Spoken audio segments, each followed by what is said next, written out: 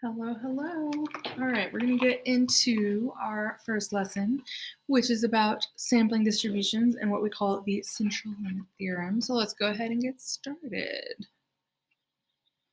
So let's go through some important words first. These will come in handy when we start talking about some of these types of problems. So a parameter is a word we use that is a numerical descriptive measure of a population. So it's a number, an average, or a proportion that is true for an entire population. A statistic is a numerical descriptive measure of a sample. So a statistic is what is true for the sample. The parameter is what is true for the population. Inference in statistics, a statistical inference, is basically just a conclusion about the value of a parameter based on the information from the corresponding samples. So in other words, with inference, we use what is true for a sample to make some kind of conclusion about what could be true for a population. So we use that statistic and the associated probability distributions, which we'll get into, to make some kind of conclusion about a population. So that's really all that statistics is. The crux of it is using what's true for a sample to try to make some conclusion about what's true for the population. A sampling distribution, which is what we're going to talk about in this unit, is a probability distribution for a sample statistic. So those are a couple of our words, some definitions before we get into what we are doing. So let's go ahead and talk about what a sampling distribution is. And for this, I'm going to use this lovely little website. Let me go ahead and pause for a sec. So we're going to come over here. So this is the link for it right here if you want to copy and paste that in there. And we're going to look at this little applet. So this applet kind of gives us an idea of what happens when we take samples over and over and over and over again from a population. So this up here at the top says parent population. Right now that parent population looks pretty what we would call normal. It's a normal distribution. And it tells us over here that the mean of that distribution is 16. The standard deviation is 5. We know it's normal. Right, so what we're going to do is we're going to take samples. So I'm going to start by taking samples of size 2. So what's happening here is I'm going to push this little animated button. What the program does is it picks random sample of 2 values from that population up at the top. These are the 2 values that I got, the individual values. And then down here on this third graph is now the mean, the average of those 2 values. All a sampling distribution is a collection of sample statistics, in this case, sample means. So I'm going to keep doing this. I'm going to keep having it pick random samples of 2 from that top graph. It's just randomly picking 2 values, and then it's finding the average of those 2 and putting it on this third graph.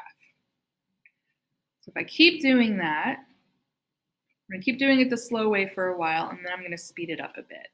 What I'm building on this third graph is called a sampling distribution. So a sampling distribution is a collection of sample statistics, in this case, sample means.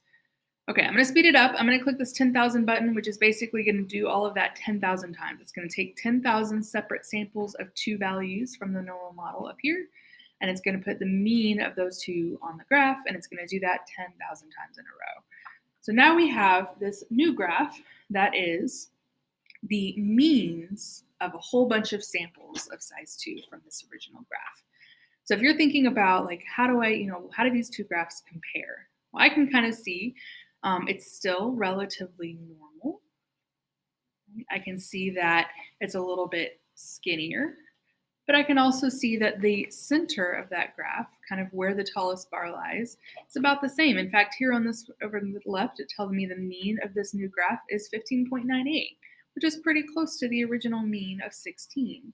My standard deviation, however, is much smaller than my original standard deviation of 5. So we're kind of seeing some of those changes.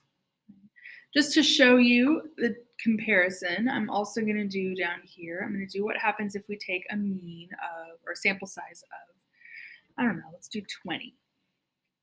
So again, we do the animated button. This top graph is doing samples of size 2. This bottom graph down here is now doing a sample of size 20. So that time it took 20 values from that top graph, found the mean of all 20, and put that on the new graph. And it happens to be the same as the one for the sample size of 2, but that was just a coincidence, right? So sample of size 2, put the mean on this graph, and now it's taking a sample of size 20. It's going to put the mean on the bottom graph. Right? If I do that a whole bunch of times, I'll do it 10,000 times, I can now see the difference between when I take a sample of only 2 versus down here, I was taking a sample of 20. So again, notice, right, the shape, I would still call that roughly normal. But again, my graph got much skinnier.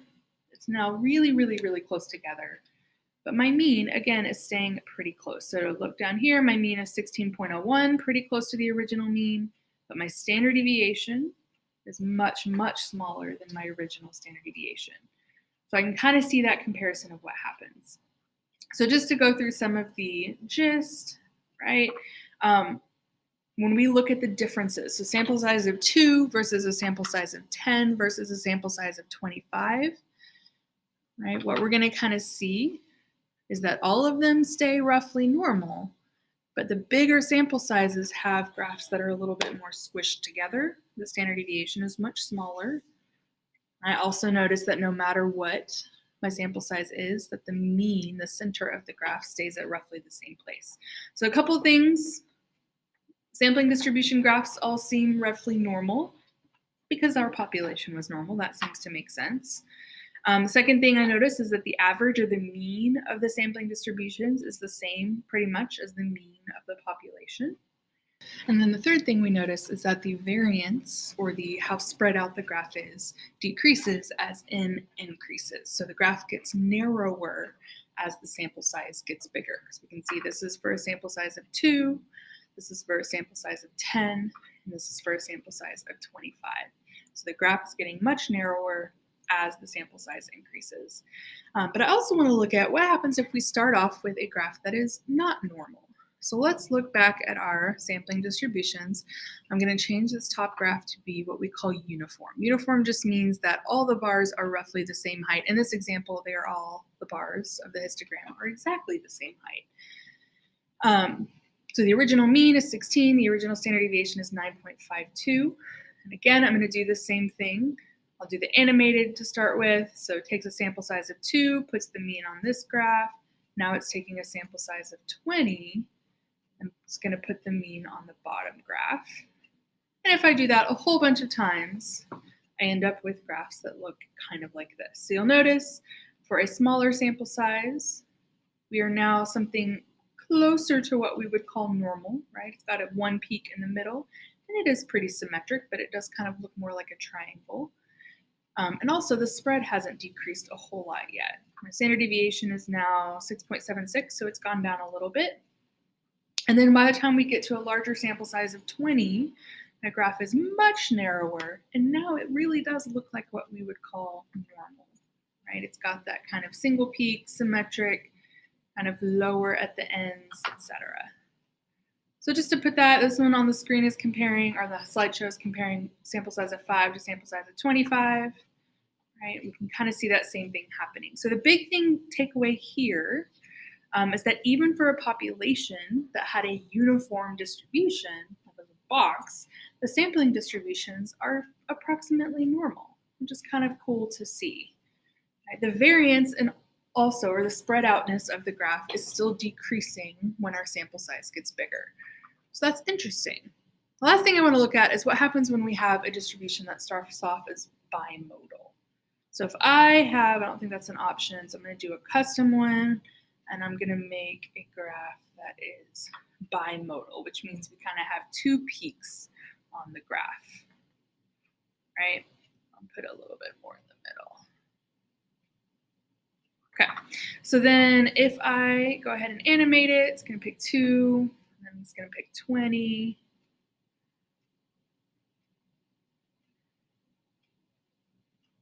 And there's my first sample on each graph. Now I'm going to speed it up.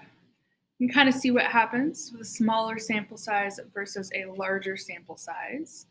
Right, the smaller sample size, we're starting to get more of a peak in the middle, but we've still got a lot of that bimodal or trimodalness happening. And then we, with a sample size of 20, are now at something that is much more normal. At the single peak in the middle, looks pretty symmetric. It's coming down nicely on either side. It's very, very nice. And again, that standard deviation is getting smaller. So just showing you what could happen in between. That's the 2. This is the sample size of 5. This is a sample size of 10. The bottom is a sample size of 25. So again, what we're noticing is that once we have a large sample size, that sampling distribution graph is going to look roughly normal for pretty much any population that we start with. So let's put it all together. This is what we call the central limit theorem. It kind of describes what we saw happening in that little applet as we were taking samples. So when our sample size, which is n, when n is sufficiently large, and usually we say at least about 30, just to be safe. So if our sample size is at least about 30, the central limit theorem tells us a few things. It tells us that the distribution for the means, which is the sampling distribution, is approximately normal, even if the population distribution is not normal. So even if our population was skewed or bimodal or uniform, as long as our sample was big enough, or sample size was at least about 30, then we know that that sampling distribution for the means of a whole bunch of samples is going to look roughly normal. It's kind of cool to know. The second thing we notice is that the mean for the sampling distribution is pretty much always the same as the mean for the population, or very, very, very close. And then the third thing we notice is that the variance was different. So the standard error is what we call the sampling distribution is smaller than the population standard deviation. It got skinnier than the population, and the bigger the sample size, the smaller the spread. And this is where I'm going to give you a little bit of a formula. So the formula that actually is happening, where those numbers come from, this is a really good formula to write down because you're going to need it. The formula for our standard deviation or standard error of the sampling distribution is going to be to take our original standard deviation, which is this kind of O looking symbol, that's standard deviation, and divide it by the square root of n. So this formula says that the standard deviation of all of the means is equal to the original standard deviation divided by square root of n. So all of this tells us that we can calculate probabilities the same way we did in the last unit with the normal model calculators. The only difference is we have to find and use a standard error that is based on a sample size. So let's look at an example. So in this example, we're talking about cars. So cars are driving down I-35 in Austin, have an average speed of 52 miles per hour and a standard deviation of 6 miles per hour. And the distribution of car speeds is skewed to the right, which means that there are most cars kind of in the lower speeds, and then there are a few cars that are really, really, really fast drivers. So the first question is, can we use and draw a normal model for the individual driver's car speeds? And the answer is no, because the population is not normal. It's skewed. They told us that to begin with. So that top population, if we were to look at our little graph here, that top population is skewed. Looks maybe something like this, right? Where we have a lot of people in these kind of lower normal speeds and then a few people who drive really, really fast. So I cannot use a normal model for this parent population, for this population distribution, because it's not normal. But suppose I take a random sample of 40 cars. Can I use and draw a normal model for the average speeds for many samples of 40 cars? So if I'm talking about the averages for samples, as long as my sample size is bigger than 30, then our sampling distribution of sample means will be roughly normal, even if the population wasn't. So yes, we can on this one. Because our sample size is bigger than 30, we know we're good to go.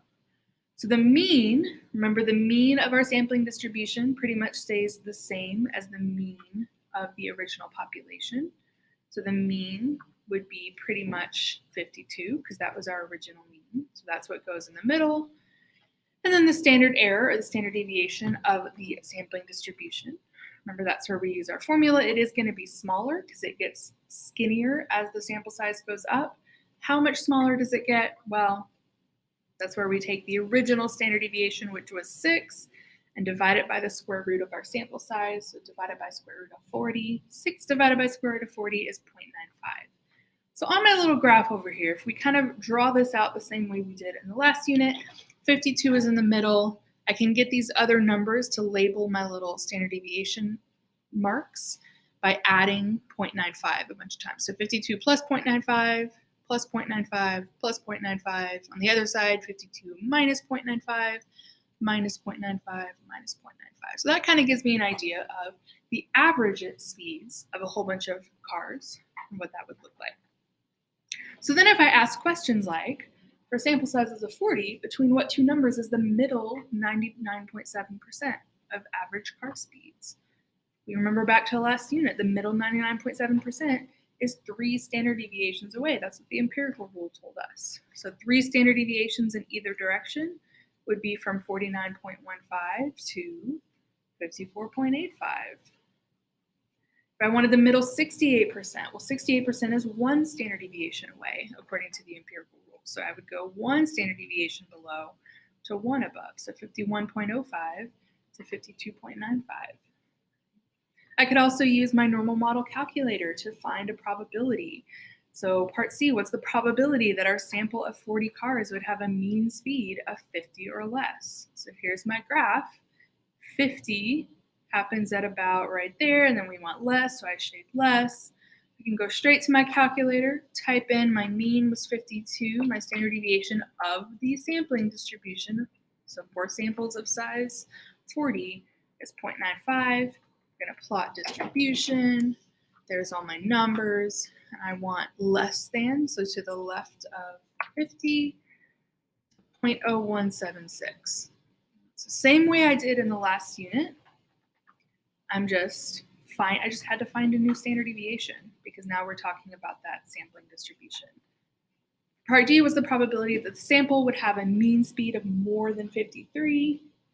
So more than, I'm still using the same mean and standard deviation because I'm still talking about samples of size 40.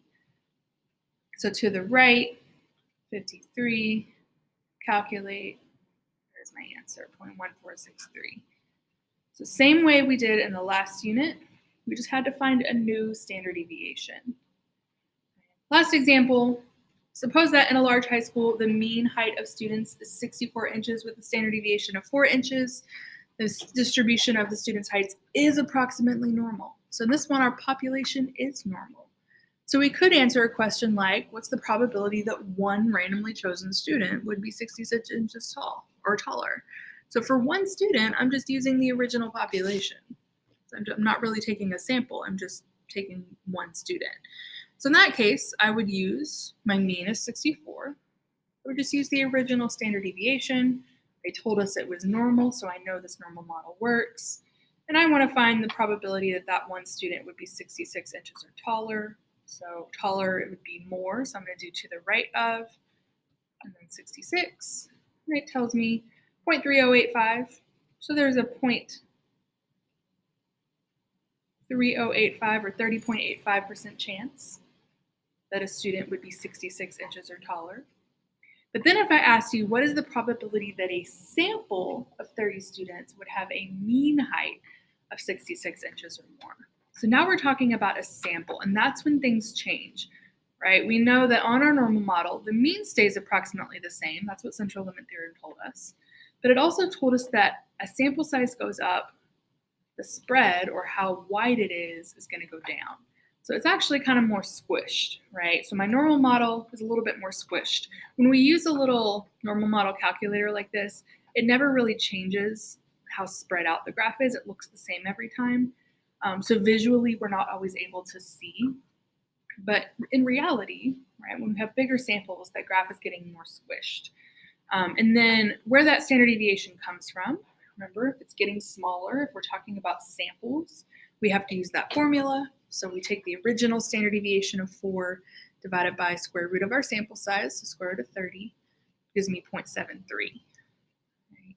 So then, if I go back over here to my normal model, I'm going to change, instead of 64 is still my mean, but now my standard deviation is 0.73 because I'm now talking about a sample of size 30. So I had to calculate that new standard deviation. I click plot. Again, notice my graph, the shape of it didn't really change, but my numbers along the x-axis changed. So really it got a lot narrower. I just don't see it. We still want the mean to be greater than 66. So I'm going to say to the right of 66 and calculate. And now my area, my probability, is much smaller. So 0.0031 or 0.31%. In other words, if I'm taking one person randomly from a population, sure, it's pretty likely that I'll get one person who's 66 inches, who's taller than average. But to take a sample whose entire average, so kind of all of them together, are 66 inches or taller, that's much less likely to happen just by chance.